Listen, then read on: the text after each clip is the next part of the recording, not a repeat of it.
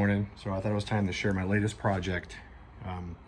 I have here a 1978 Fiat 124 Spider. It is a car that was a customer car of my brother's.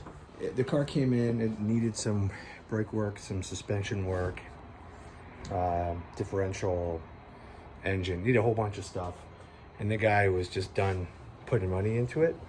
So the interior of the car is actually in really pretty good shape, only because I redid it. The seats were all bad.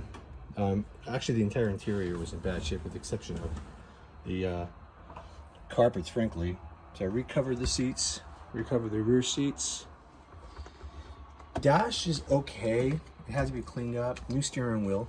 I like this Indy Momo wood retro steering wheel. New wood for all the centerpieces and console and whatnot. Yeah, a lot of bits and pieces I did. Ended up doing the brakes, differential, clutch, transmission, and was gonna start working on the motor. You know, the engine I thought was running pretty well. And the whole idea was to get this car ready to take it to a car show down in Monterey, Car Week. Well, this is what happened. The engine had to come out. And the reason for that was because it blew a head gasket on the way home from the car show. It's gonna be a lot of work.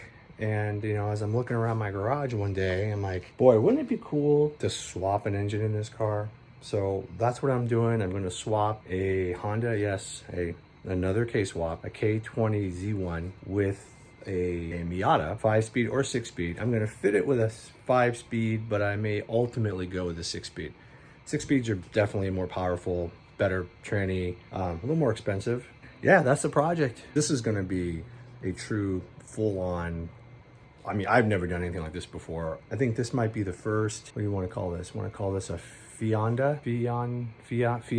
I don't know. Fiat, Miata, Honda? I don't know, we'll figure it out. But yeah, let's get going. So the first thing we have to do is make some room. I did an initial fitting to see what was gonna, where the engine was gonna fit, what wasn't. One of the biggest challenges with these engine bays is there's just not a lot of space front to back. You know, like literally the radiator should be sitting right here. It sticks out about that far. And then from there to there, space for the engine. Not a lot of space. So K series motors are not short front to back because they're just not designed to sit that way.